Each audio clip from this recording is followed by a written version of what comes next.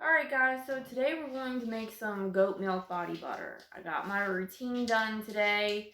If you hear my girls in the background, my girls are my dogs. Just try to ignore that. I've already had to redo this because they were being loud and obnoxious. Just like every time you get on the phone and kids want to start nagging you about something and acting up. That's my girls. I already had to vacuum my floor today because you say you're not going to get so for me, I always say I'm not going to get my dogs those rope toys because the little strings end up everywhere. Well, I was in Tractor Supply yesterday and I got them one of the rope toys because it had this really cool squeaky thing on it, and I thought, this will last maybe a couple days. Of course it didn't. It lasted a couple hours maybe. So the strings are everywhere. They had so much fun and they were so excited though. I have pit bulls, so whenever I get them anything, which is rare because they destroy it so quick, it's a really special moment and they know. So I got everything situated. We're going to make some goat milk body butter today. And I've got all my stuff measured out here. I'm just going to try to show you. I've got my scale. I measure in ounces here. Everything. And I've got my mixer, which is an absolute must. That's like the best thing I ever invested in is my mixer there. I've got my emulsifying wax, my natural preservative. It is paraben and formaldehyde free, so it is a safe preservative to use, and you have to have a preservative when you're using goat milk in liquid form for body butter along with distilled water. I also use avocado oil, grapeseed oil. I've got shea butter, distilled water. Here's my emulsifying wax already measured out, and my preservative.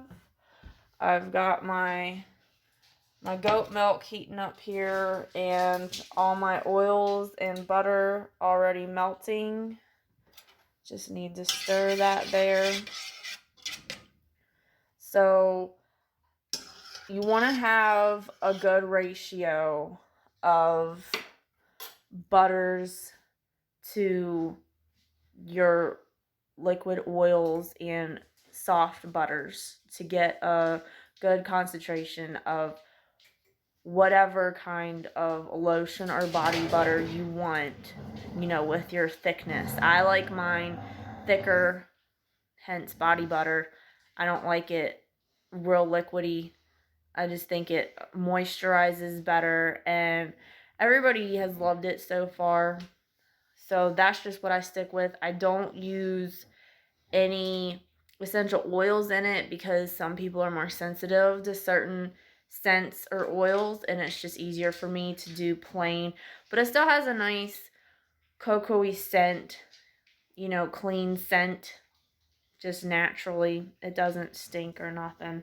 So I've got all my stuff melting, and I forgot to show you. Here's my almond oil I also use in it, and my bucket of cocoa butter. All of my products are 100% all natural. I don't use anything fake. Let's get a good, better lighting here. Nothing that has been genetically modified. It's all natural, good stuff. Never had anybody have an adverse reaction to it. So once everything gets melted and warmed up, I'm going to put it all into this stainless steel bowl. I always use stainless steel products, especially when you're making soap, which we'll do a video on soap at another day.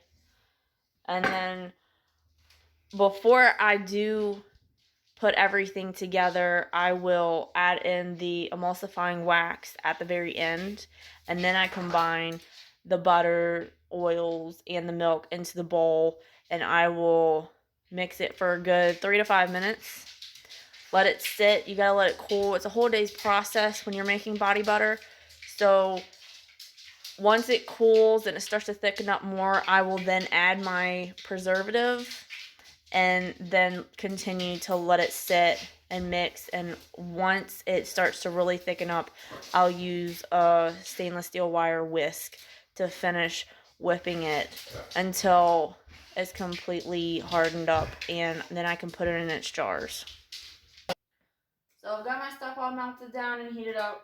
I like the milk to be about the same temperature as the oils. So I'm going to go ahead and pour this stuff into the stainless steel bowl. Another reason why you want stainless steel is, of course, so your products as you're making them does not melt your bowls. And it's easier to be clean and sanitary because you want a very clean workspace. You want everything sanitized, so there isn't a chance of any kind of stuff growing in your product. So I'm mixing in the milk.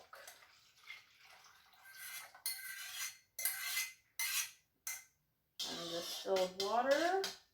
Just mix it there a little bit. Now I'm going to get my stick blender. I couldn't remember what it was earlier as I'm saying it. You know, I'm making these videos, and at the end of them, I'm always like, oh, I should have said this, or oh my gosh, why can't I remember what things are called when I'm making a video? You know, you have a brain fart.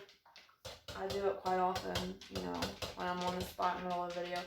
So when I put my stick blender in here, I kind of pulse it a little bit to get any bubbles out that might be underneath of it. And you're just going to mix, like I said, about 3 to 5 straight minutes. And then you let it sit. It's a waiting game. You got to wait for it to cool off. You know, you can put it in the fridge if you wanted to help it cool quicker. I kind of just let mine sit out. You know, towards the end of the day, I might put it in the fridge, especially after I mix in the preservative, just to help it harden up quicker, especially in the winter when we've got the stove going and it's warmer in this area of the house already. And I'm short out of time. I put it in the fridge, then I put it in, then it hardens up and I'm able to put it in the jars. So, just gonna mix it for a while. So I got my stuff mixed up, good 3 to 5 minutes. Just gonna take my stick blender out here, let it sit for a while. It's still pretty hot, and you'll see it foams up. You can see that. It's foamy right now. That's the milk. So what I was saying earlier with having everything clean and sanitized, you don't want bacteria to grow. That's another word for some reason I could not think of. So clean workstation. I use stainless steel, everything. It's easier to make sure it's clean and sanitary. And definitely want a stick blender. And I've also got my whisk here when it starts to thicken up more. So once this cools down and gets a more thicker consistency, I will add my preservative and just continue mixing it throughout the day. You just gotta let it go and walk away, do whatever you gotta do, come back in an hour or so. Just keep mixing.